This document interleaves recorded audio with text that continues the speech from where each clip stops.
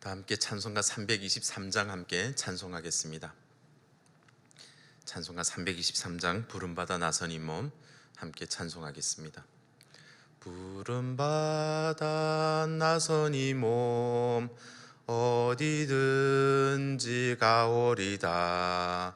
괴로우나 즐거우나 주만 따라가오리니 어느 누가 막으리까. 죽음인들 막으리까. 어느 누가 막으리까. 죽음인들 막으리까.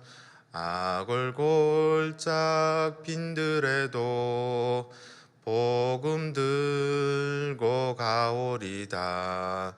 소돔 같은 거리에도 사랑 안고 찾아가서 종의 몸에 지닌 것도 아낌없이 드리리다. 종의 몸에 지닌 것도 아낌없이 드리리다. 존귀 영광 모든 권세 주님 홀로 받으소서. 멸시천대 십자가는 제가 지고 가오리다. 이름 없이 빛도 없이 감사하며 섬기리다.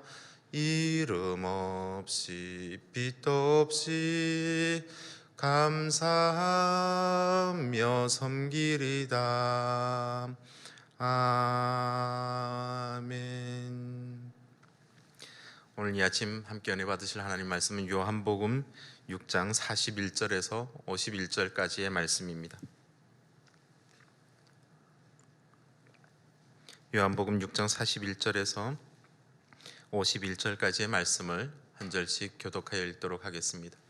자기가 하늘에서 내려온 떡이라 하심으로 유대인들이 예수에 대하여 수군거려 요셉의 아들 예수가 아니냐, 그는 오늘 우리가 아는데 자기가 지금 어찌하여 하늘에서 내려왔다 하느냐.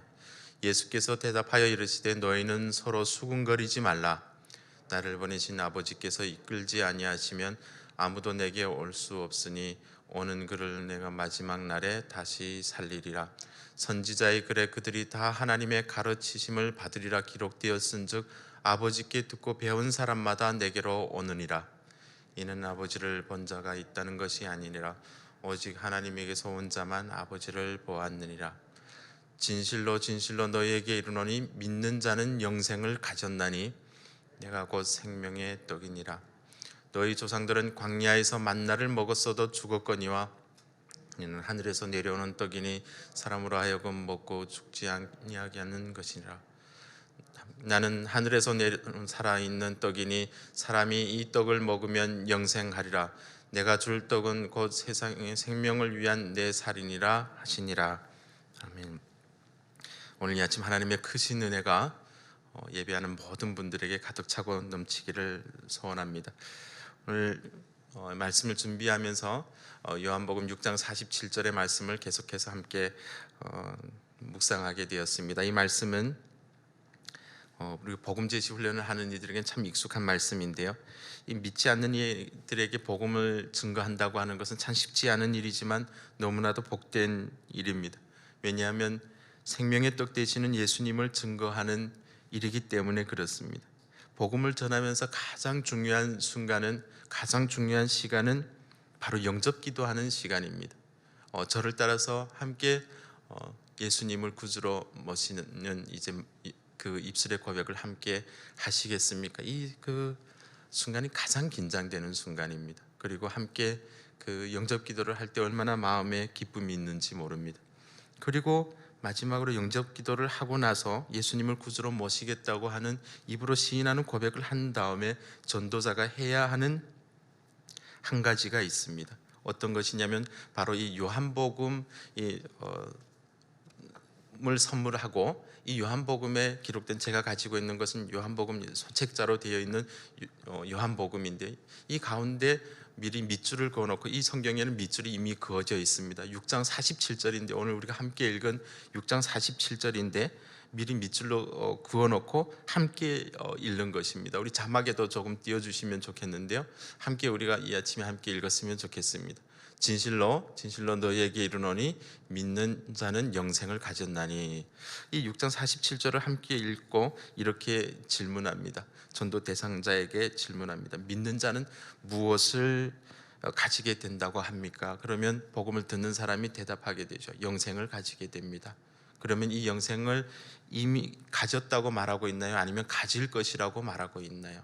그러면 이미 가졌다라고 말합니다.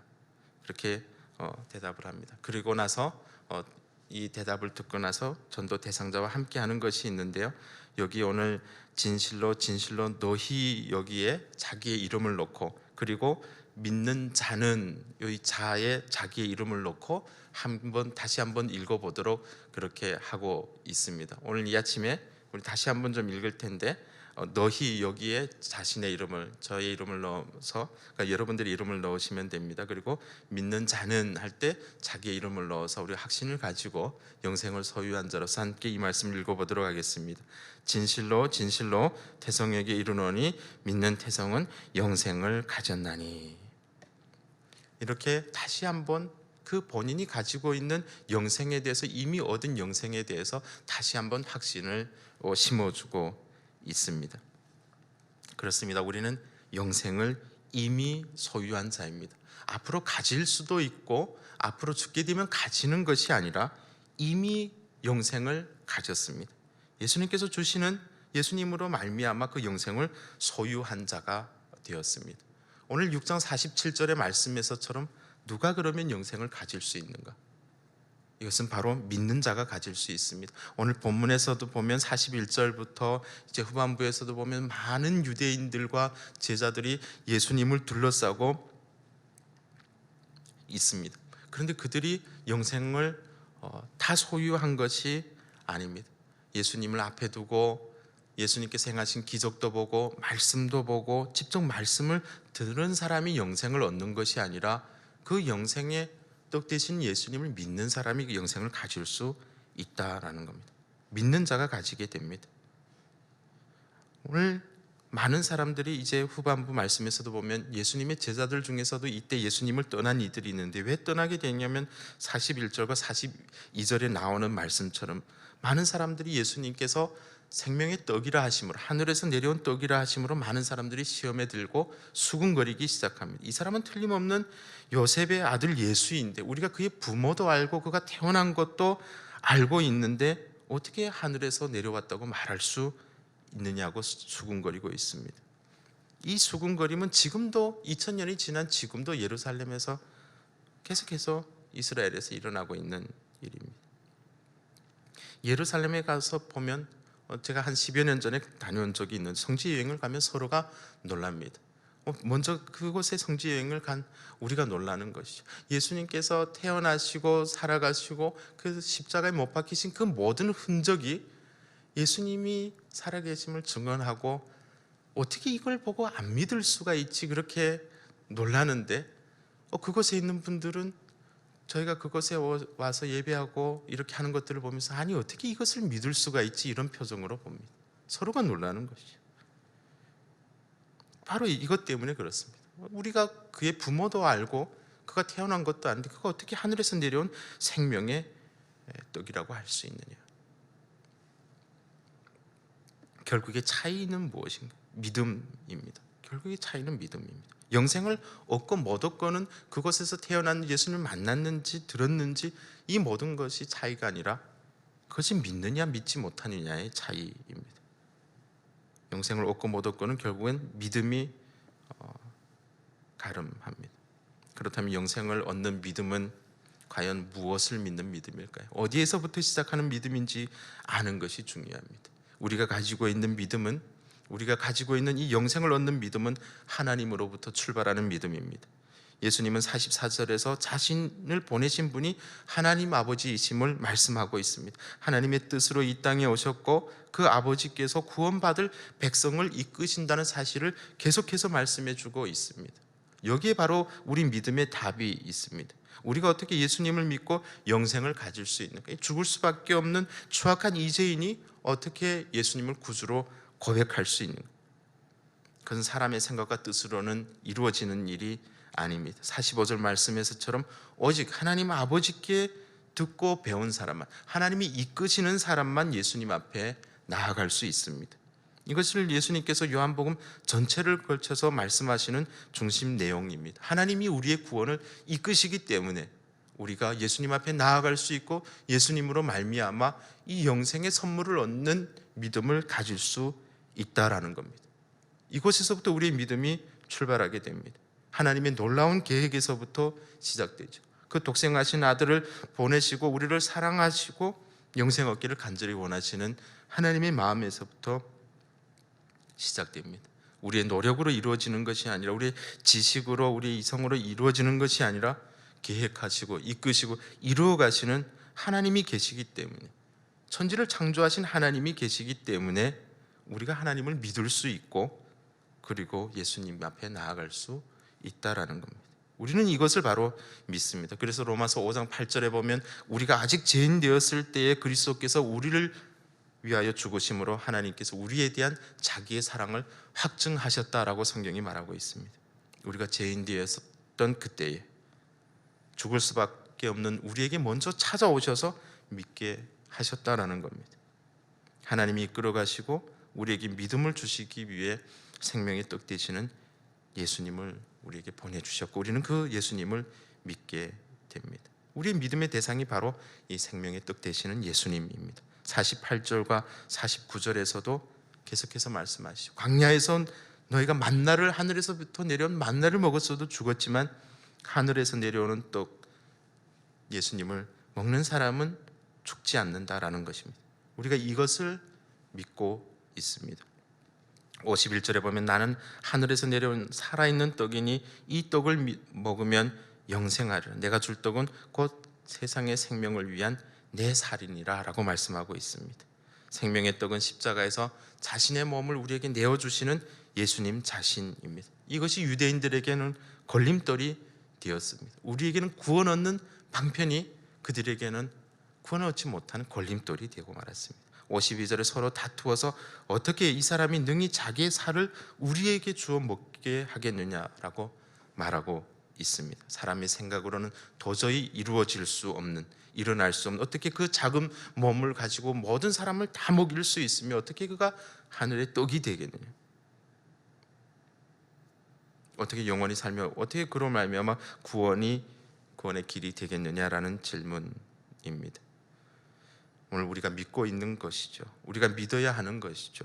우리를 위해 자기 자신을 내어주신 생명의 구원자 되시는 예수 그리스도, 이것이 우리 믿음의 대상입니다. 53절에 이렇게 다시 한번 말씀하십니다. 내가 진실로 진실로 너희에게 이르노니 인자의 살을 먹지 아니하고 인자의 피를 마시지 아니하면 너희 속에 생명이 없느니라.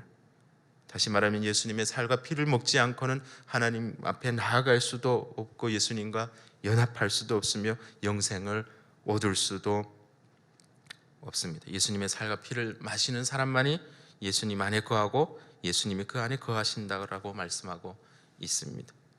다시 말하면 예수님의 십자가의 보혈의 공로 외에는 우리에게 구원받을 수 있는 길이 없습니다. 베드로전서 4장 12절에 다른 이로서는 구원을 받을 수 없는 천하 사람 중에 구원을 얻을 만한 이름을 주신 일이 없음이라 라고 말하고 있습니다. 하나님의 독생하신 아들, 그 생명의 떡 되시는 예수님을 말미암지 않고는 하나님 앞으로, 그를 먹지 않고는, 그의 피를 마시지 않고는 하나님 앞에 나아갈 수 있는 길이 없습니다. 이것이 우리가 구원 얻는 방법이 하나님의 구원의 방도입니다. 영생은 곧 유일하신 참 하나님과 그가 보내신 자 예수 그리스도를 아는 것이 영생이라고 요한복음은 말씀하고 있습니다. 바로 오늘 우리가 이 영생을 소유한 자입니다. 빼앗길 수 없는, 흔들리지 않는 영생을 우리가 소유하고 있죠. 이 영생의 선물을 받고 소유한 사람은 어떤 삶을 살아가야 할까요? 오늘 이 새벽에 우리가 함께 하나님 앞에 나아가 기도할 때 우리가 이것을 이러한 질문을 가지고 함께 나아가면 좋겠습니다. 우리는 영생을 얻은 자입니다. 그러면 우리가 오늘 시대 가운데서 어떤 삶을 살아야 하는가? 바로 부활의 소망으로 살아가야 하는 겁니다. 하나님이 보내신 독생자 생명의 떡 되시는 예수님을 믿고 살아가는 사람은 부활신앙 영원 생명을 기대하며 살아가게 됩니다. 예수님께서 이 생명의 떡을 말씀하시면서 우리에게 주시면서 반복해서 강조하는 것이 우리 사도신경에도 나와 있는 것처럼 다시 사는 것과 영원히 사는 것입니다.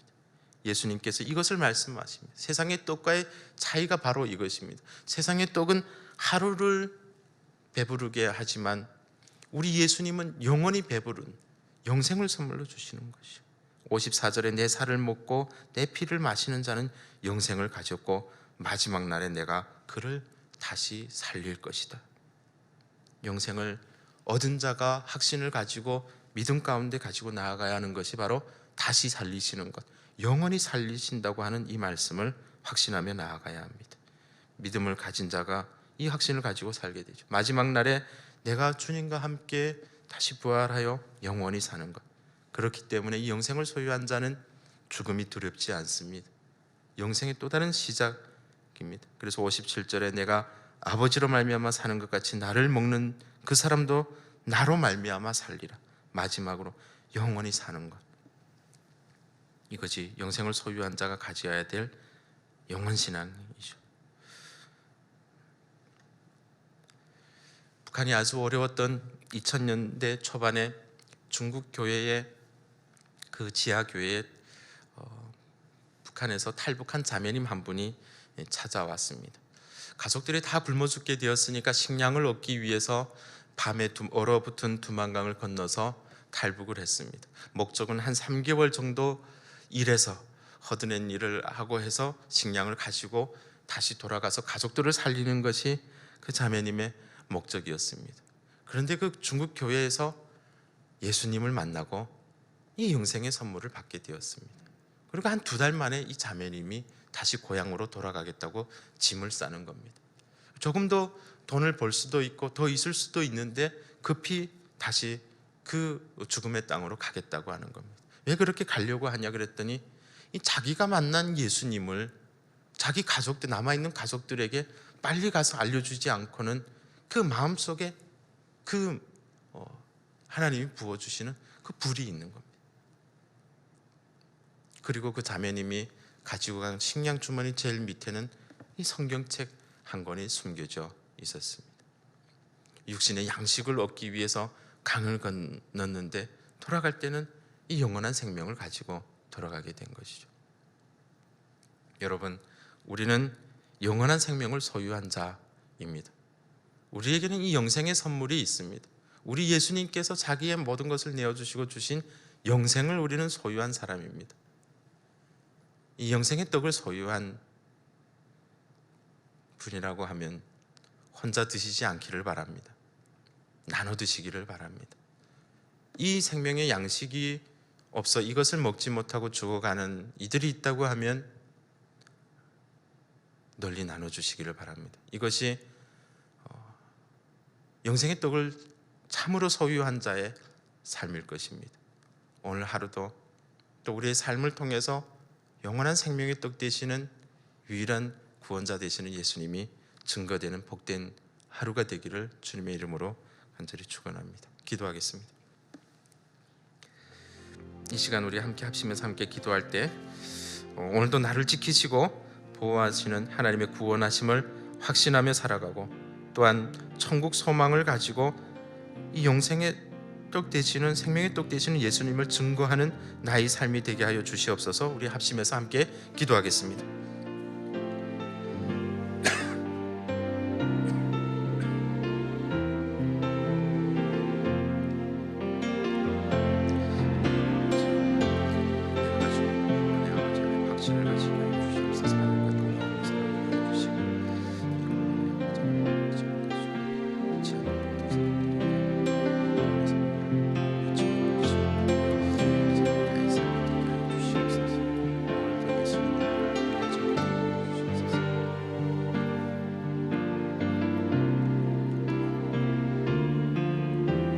사랑과 은혜가 풍성하신 아버지 하나님, 오늘 말씀을 통해서 나눈 것처럼 생명의 떡 되시는 예수님과 언제나 동행하며 그 예수님을 증거하는 나의 삶이 되게 하여 주시옵소서.